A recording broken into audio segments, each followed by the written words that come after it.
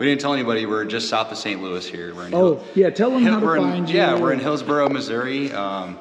We're 30 minutes south of St. Louis. So think about the trio that's sitting right here. Well, we got Robin Big of the Midwest over here. And you are just in the fantasy to like stand up. All right, I'm selling all my Harleys and I'm buying a Challenger.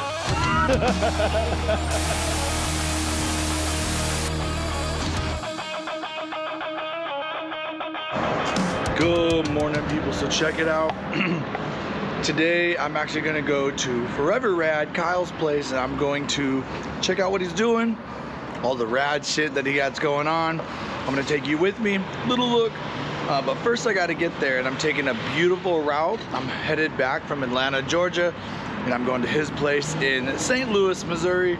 So I'm gonna show you a little bit of the roads, a little montage here and there, and then we're gonna be there before you know it. But the beautiful views are coming. Motorcycle views, baby. It is that time finally, thankfully. Let's go.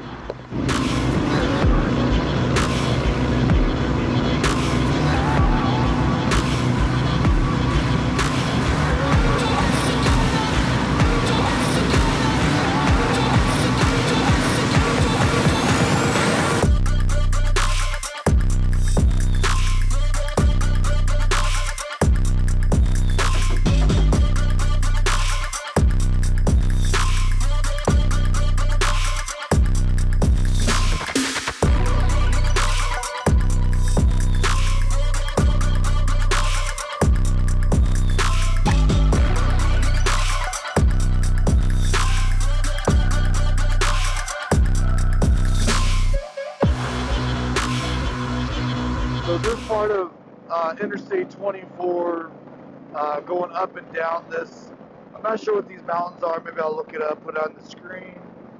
It's just cool. I mean, you know, you're going up and down a mountain. It's beautiful, long sweepers. You know, 5% grades up, 5% grades down. Battery level is low. And to get like kind of cool riding like this on the interstate's always nice. We know there's a lot of good spots, but this is definitely a highlighted one in the country. Interstate 24. I am headed westbound towards Nashville, Tennessee. So yeah, ooh, I tell you what, if you had smell-o-vision, you'd smell some hot brakes right now.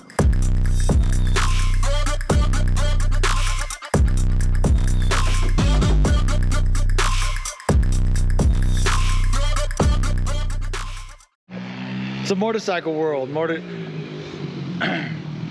just bought it, so. Sorry. Did he? He just, yeah, it was my dirt bike and I just sold it to him. Oh, you? Like a week ago. That was nice of you. Yeah. Hey guys, Fish here. I told you earlier that I was going to bring you to Forever Rad and meet Kyle. Well, you just met his son zipping by on the dirt bike he just bought. So here is Forever Rad. Here is Forever Mr.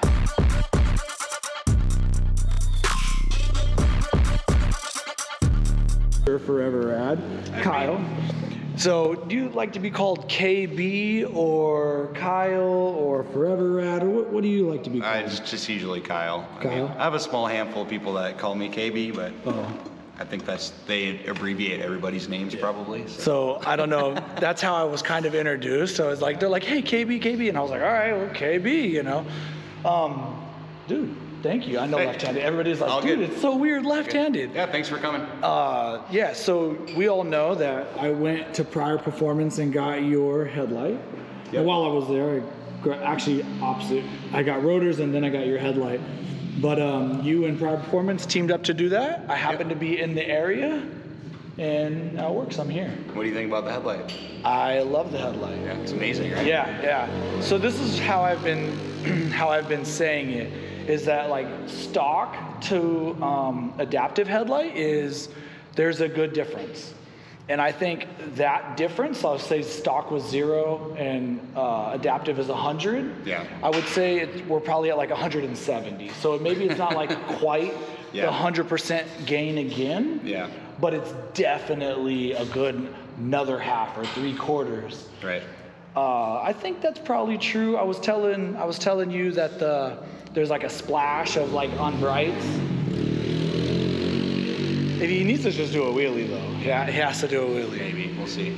But yeah, I was just saying that that took a little getting used to. That it's very centered, streamlined on brights. I really liked the side light, how it lights up on the side. So the ditch portion of it is really good, especially if you ride at night a lot and there's a lot of trees and a lot of deer and things like that. So it literally floods out like 45 degrees. It really provides the confidence of knowing what's there rather than hoping nothing's going to come out. Yeah. And that's really, to me, that was the game changer about it. But we've been running these lights on Harleys for probably 2-3 years now. So it's been a no-brainer. When I started building Challengers back in 2020, it was a personal goal to make it happen. And it took a long time, but we did it. We were the first to do it on this bike and have the full plug-and-play kit.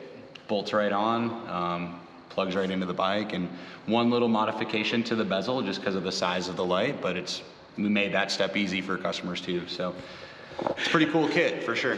So it's actually, I left it in my video. So I did two things. I took a video, of course. I'm gonna show all you guys my experience at Prior Performance, but it comes with a sticker that you literally put on the bezel to cut it. Yeah. So if you haven't seen it, it's there. And then the other thing is, it's not an install video. You got to go to Davison Audio and you can get his install video. Main is just my experience and my thoughts about it. Yeah, I'm not a super good video guy, and I don't take a lot of time to do that type of thing. So Brandon Davidson has become a good friend of ours, and he's like, hey, I'm gonna make an install video for you. And I said, that would be great, because I get a ton of questions.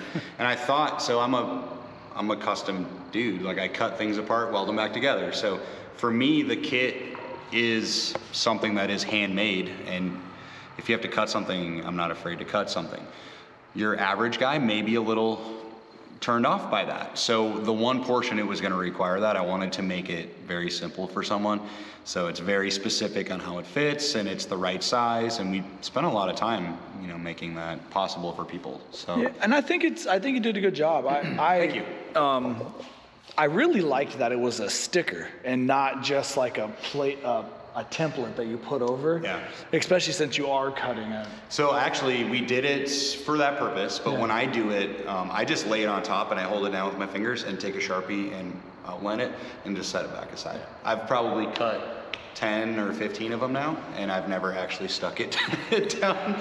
But I like that you like it. That's why I did it. Yeah. Because it just takes the effort, so you're comfortable cutting, right? Yeah. Because you've done 10 or 15 of them. But there's people that have done 0. Yeah, and you're taking a new bike with a new part, and you don't want to ruin it. And so we did. We tried to make it that much simpler for someone. Exactly. Just so they didn't have to stress it as much. So. All right, man. Anyways. Hey, you're known for being just right now in the Indian world, you're blowing up. Your bikes are just everywhere. They're amazing. You got like professional racers riding your bikes, doing wheelies in driveways. Yeah, he's hiding back there. Yeah, he's back there. He's working on like a subpar performance bagger.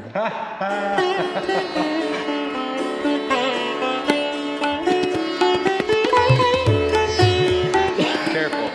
He's pretty fast on that bike, so. Hey, I'm not racing, so he's definitely faster than me. Yeah, he's very fast on that bike. He's close, within 10 seconds of GP times, depending on the course. So he's definitely fast. Imagine how fast he'd be if he was on a Challenger. Well, the good news is we did finally push hard enough, and thanks to Music City Indian, he is on a Challenger. It's right here. It is. It's bright red. Okay, well let's talk about. Let's show. Can we show everybody? Yeah, sure. So this is his Challenger. I've done a couple things to it, like 1 or 2. I can see. Is that that's the FTR fender? Yeah, we came up with a kit where we basically just made brackets that can bolt right to a Challenger.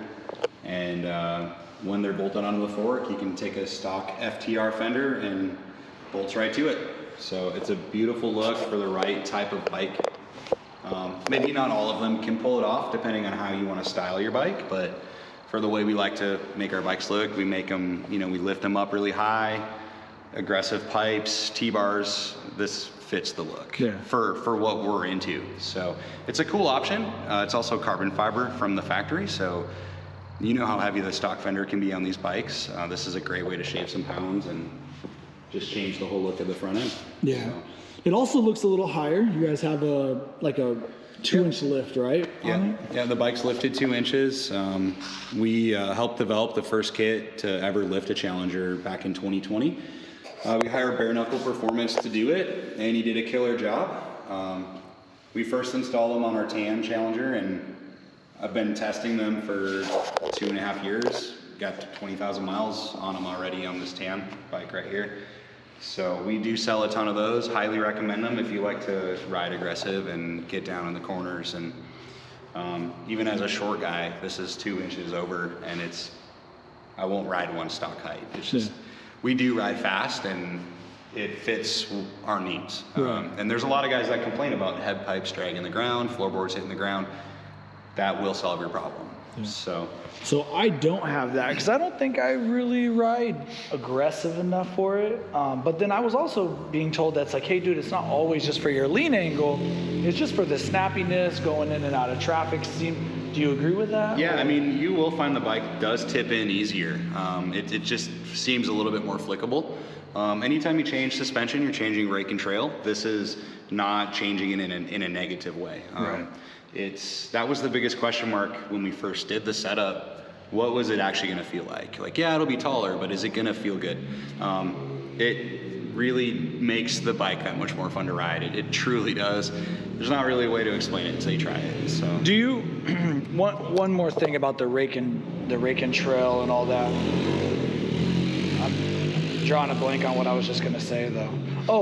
What do you think the flickability? Do you think it'd be still better if you didn't go with the T-bar setup? Because you have the Barnstorm kit on all your bikes. Yeah. So the key to that is just you can't flick something around real quick and real aggressive, truly, if your arms are up here. It's just not the same. I agree with that. And so the way that you flick around a dirt bike is just like this. And it's real quick. It's real fast. And that's why we do a T-bar setup on these bikes. It may seem like a fad, but for rideability, some people do it because it is a fad and they just like the way it looks. But even those people will end up getting to the point where they're like, I can't believe how amazing this handles. Mm-hmm. That is the whole point of it. That's why we started doing it many years ago on Harleys, and that's all that we do. That's nothing against ape hanger bikes. Everybody has their own riding style. Well, I've even said, so my Challenger I had before this, I put 37,000 miles on it, and I had actually bone stock bars, which we both know are lower. Yeah. And one of my reviews of these bars was, my two big comments about it was, one is slow speed maneuvers. I actually find it easier with the higher bars, but like faster speed or even cornering like on ramps, and I thought it didn't handle as good. Yeah, and mine, you saw mine, they're not super high. Yeah, it just doesn't. Stock bars actually are very practical. Yeah, being low.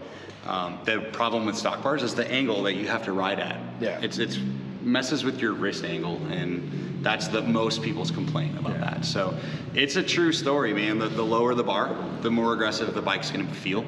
All you have to do is look at a race bike. Yeah, look at any of the King of the Bagger bikes. None of them, our hands are up here at all. You're laying your bellies on the gas tank, and your bars are really low, and that's how you ride aggressively. So, again, I do ride this bike very fast, very aggressive, but you don't have to. Right. You just kind of you morph into that, and you realize once you have it, wow, this is so much more capable than what I thought it was. So if I put your lift on my bike, would I feel like it's more flickable with the same hand setup that I have now with the handlebars, would you say? I don't know that I would say more flickable, but I feel like you will notice a difference in the handling of the bike. In a good way. In a good way, okay. Absolutely.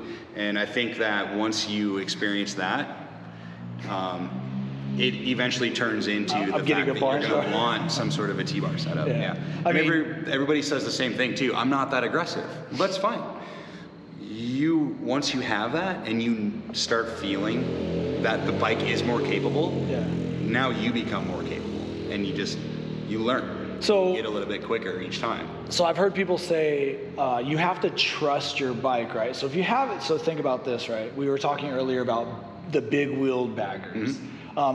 Because you used to build big wheeled baggers. You've done, for sake of argument, let's just call them fads. You've done every fad in your career because you build custom bikes. Yeah. And one thing about building a custom bike is you build what the customer wants. Exactly. Not always yours. This bad boy, which we'll talk about in a second, this is your personal bike. So you built this how you specifically wanted it. Yeah. But over your years, people came to you and say, hey, I want a big wheel bagger or whatever. We were talking about how choppers don't handle as good and some of this.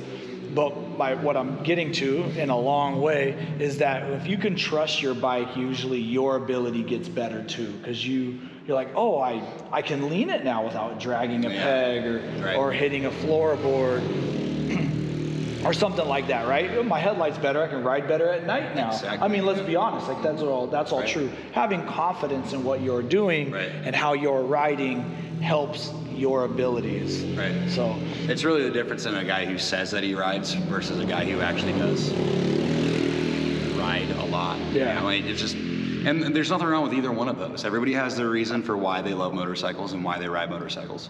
So as you evolve in motorcycles, you find what fits you best and you find what type of rider you are and what type of riding you like to do. Yeah. And that's not how I started either. I started on choppers a long time ago, and it was fun just to strip down loud chopper.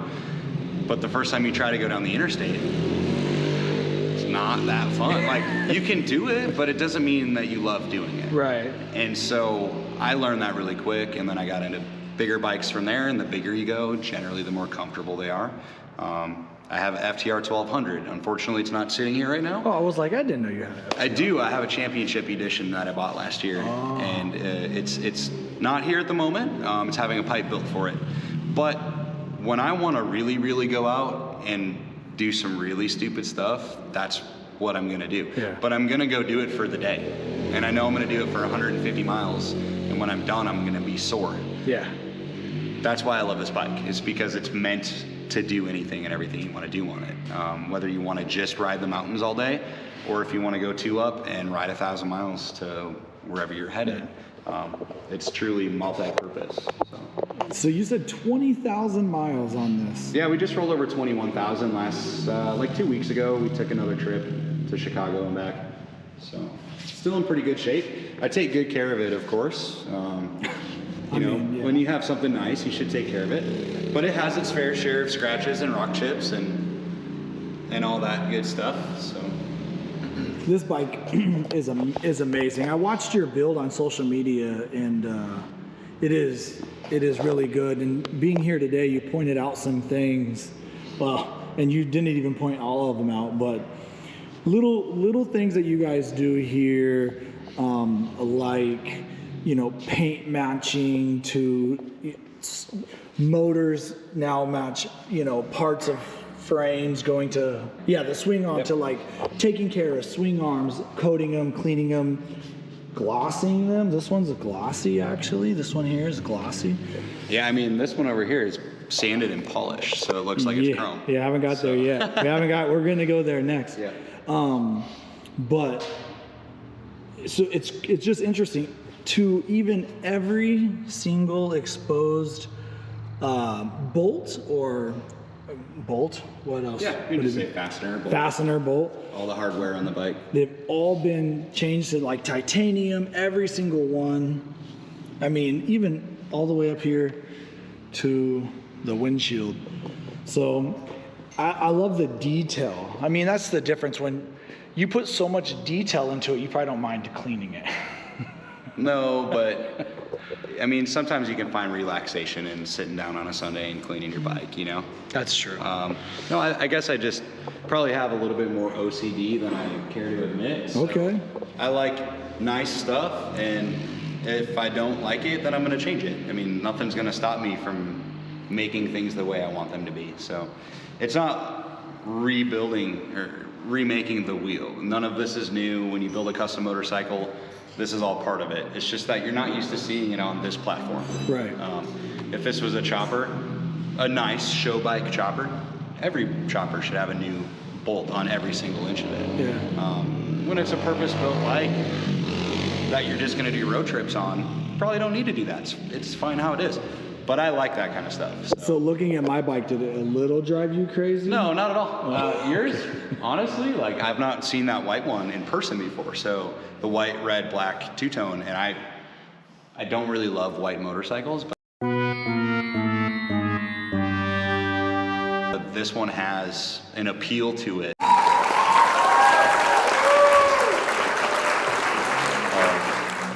You just don't see it often. And so I love that about what I do too. Like all of the bikes that we do are generally painted in a way that you can't get them from Indian. Yeah.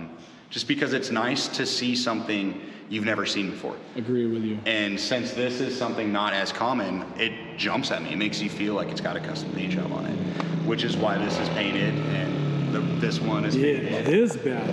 Yeah. You just finished this. Yeah, we just got it done. It's got 400 miles on it. I'm gonna ride it tomorrow again, dump the oil for the first oil change, and then we're headed east to the Smoky Mountains on it.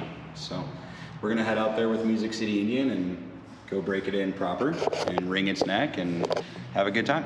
So Just curious, is that gold leaf also? it is, yep. Wow. And then, so I know you have there's a Toyota color, but I called it like root beer or brown. We can call it brown? Yeah, just call it brown. Okay. But and then like gold leaf. yeah, so it's variegated gold leaf, and then the line below it is just, well, you'll appreciate this. It is candy root beer, is what it is. Oh, you see, I Since knew you want it. to call it root beer. I knew there was some root beer in this bad boy. You'll see it in the bottom portion here more. It's got that depth to it. Yeah.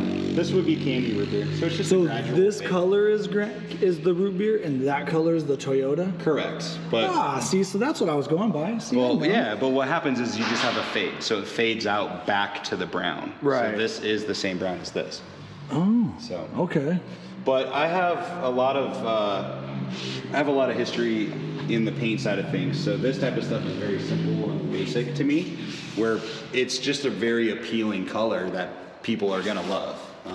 So it seems just over the top crazy, but it's just a paint job, you know? So I'm not a brown guy. I don't like brown. I don't wear brown.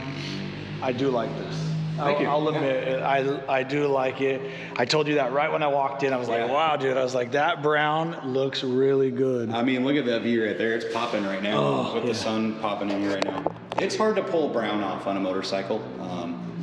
So I feel like we did a decent job on it, and we have some small changes to make still on the bike. But it's ready to ride for right now. So These are the blinkers. I didn't even notice those. yeah, those are the taillights and the brake lights. So those are the same ones I showed you earlier. Yeah, on the other bike. And then yeah, you have. Did you do your wheelie? Dang it. And then yeah, so we have the swing arm here. If you look close, you can see the camera probably because it's like a mirror. And then for the pipe, this is one of the only ones or first one at least? Yeah, it's polished stainless, so it's just it's a raw stainless pipe, but we had it polished, so it looks like a mirror, it looks like it's chrome, but then when the bike runs, it gradually turns gold, so you're gonna have kind of a shiny gold color, which is really gonna complement the brown paint job. I agree with you. Works really good together, so. Well, it goes with the leaf. It does.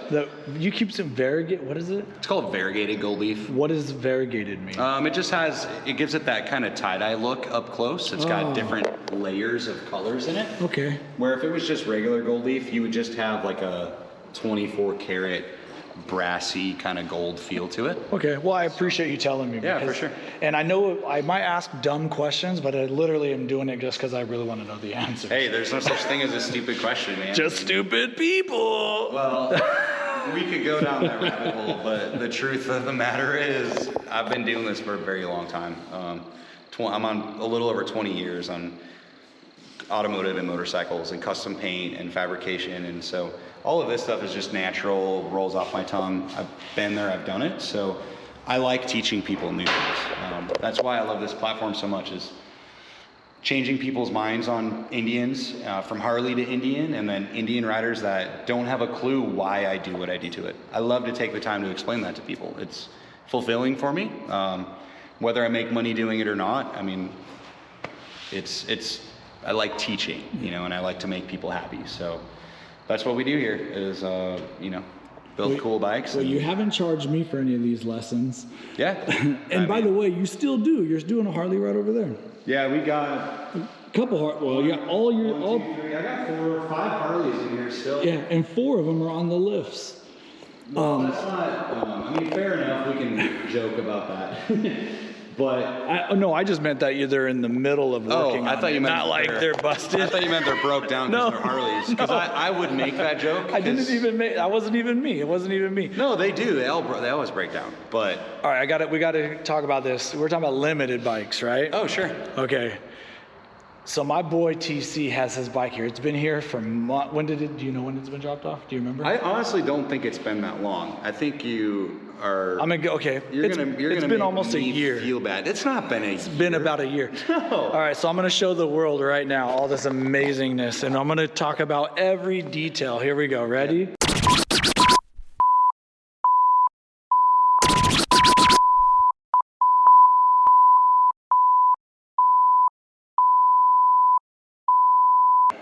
Oh, you mean like all of that type of stuff? Yeah, all that. Yeah.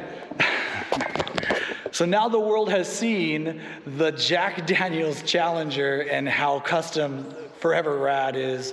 I'm still gonna have it blurred right here. Right. That'll be good. Just my face. Yeah. Hey, you got a race in like 2 weeks. Steve Chamberlin here. All right, how you doing? The one and only. How you doing, bro? Good. Steve Chamberlin, S Chamberlin 5150. Yeah, so I'll put something right here so that way we know to go follow you. Yeah. YouTuber sensation, racer, bike. I mean, dude, and also mechanic. Yeah. So I got a race. I do Bagger Racing League. I'm up in Pittsburgh, May 6th and 7th. We'll be racing up there.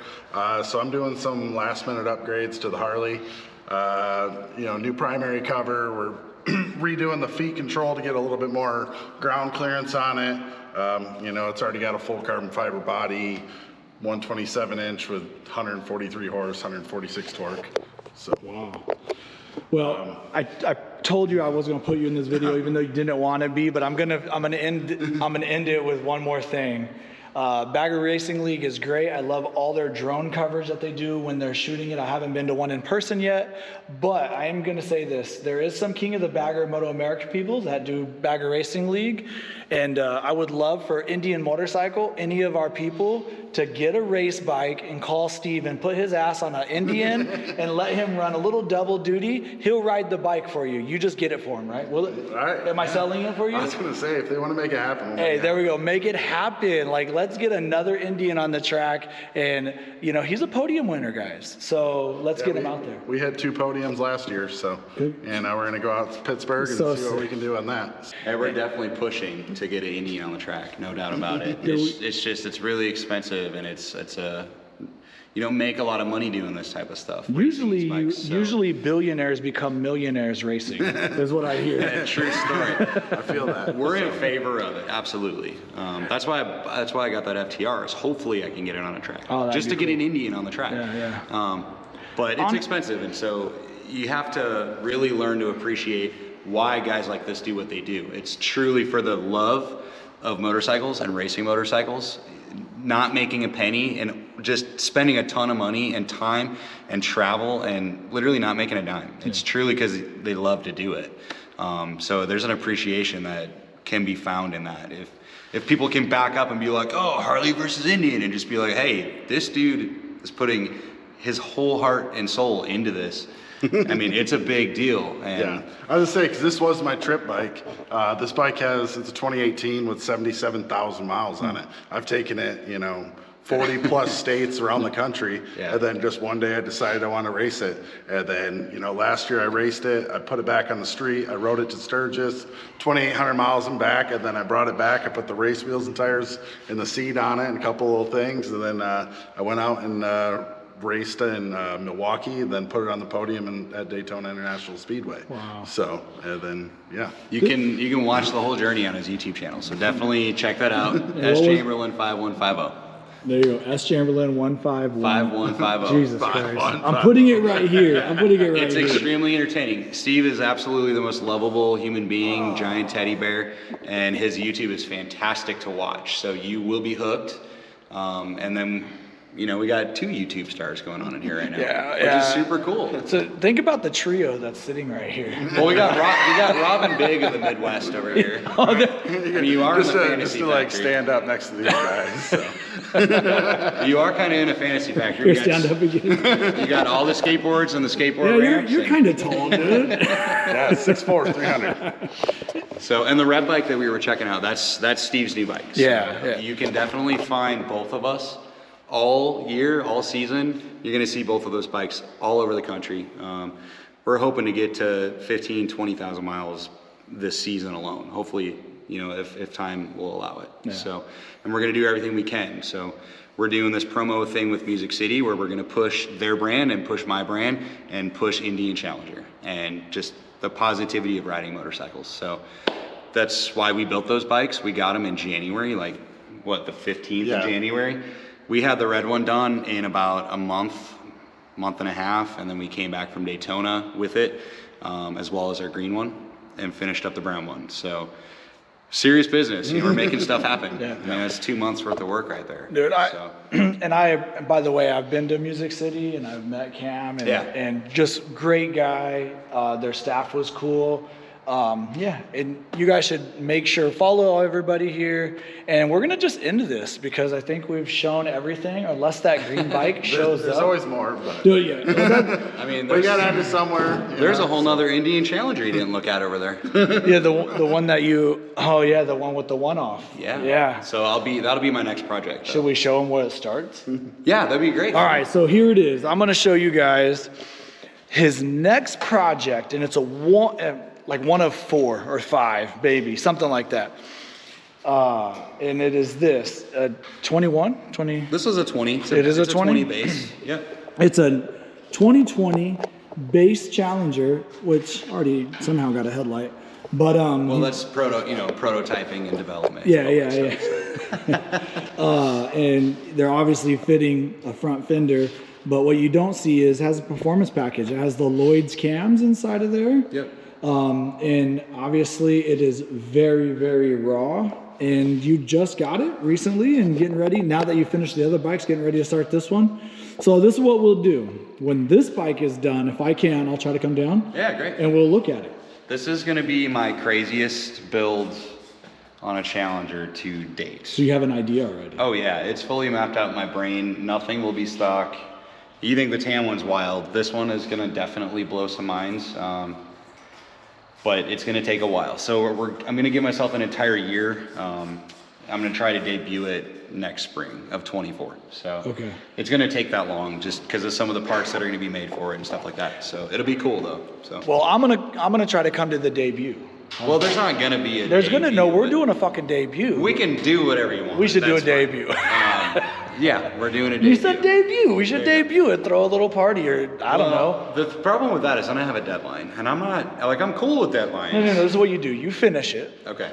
Then you tell me we're done, and then we pick a date that works for us. It'll be in the winter most likely, and then you can You get out said of. spring. Well, it's still snow in Minnesota at that time. It's still snow in Minnesota today. Yeah, look at outside. It's 75 here. Come on now. Okay. Well, you to be announced when this bike's done. Yeah. But it's something to definitely keep an eye out for because I'm excited if We think that one's wild, and we do. and we think This one is just like flawlessly clean. Yeah, it's going to be just accumulation of everything that I have done and haven't done. Everything I've learned. through the I was going to years. say, it's fair to say you've learned these last 3 challengers. You've learned. Oh, it's been more than that. We started our first one in the middle of 2020 for Steve Kovac. Oh, that's right. And he's the reason I bought a Challenger. I mean, he told me to try and break his bike. And after we finished it and painted it, I went out and tried to break it. And it was just amazing. So it's like, all right, I'm selling all my Harleys and I'm buying a Challenger. And that's exactly what I did. And I now have 3. And I have I love them. So we're gonna stick with it and keep making products and keep riding them and hopefully race them someday, and just a little bit of everything, and just do what we love to do, you know? So it's a good time. Man, I appreciate you coming by. We didn't tell anybody, we're just south of St. Louis here. We're in yeah, tell them how to we're in- find you. Yeah, we're in Hillsboro, Missouri. We're 30 minutes south of St. Louis. So we're in the country, we shoot guns, we burn cardboard, we do whatever we want to do out here. It's nice and quiet, but we have great riding in this area. So yeah, just think of St. Louis, and if you're, you know, coming through, hit me up. I'm on Instagram and Facebook, Forever Rad on Instagram. And my name's Kyle Birch, and I appreciate you coming by. It's good to have you. Great to meet you too. Hey man, thanks. Yeah, this was Absolutely. this was the first time I met him. Actually, first time I met Steve too. Yeah. So we'll have to do some riding soon and see just how aggressive you're not. yeah, And then we can make fun of you. yeah, that's. And then I'm gonna be like, I need a fucking lift kit. I got lower. Yeah. I got hard lower. I got the. Tour bike over here. Well, truth be told, is you're hopping on the red one when the video ends, and you're gonna go ride it. And They got me on it. it sells itself. So Yeah. there you go. All right, guys. Hey, till next time. Ride hard, ride fast. Yeah. Somebody you don't know. Peace.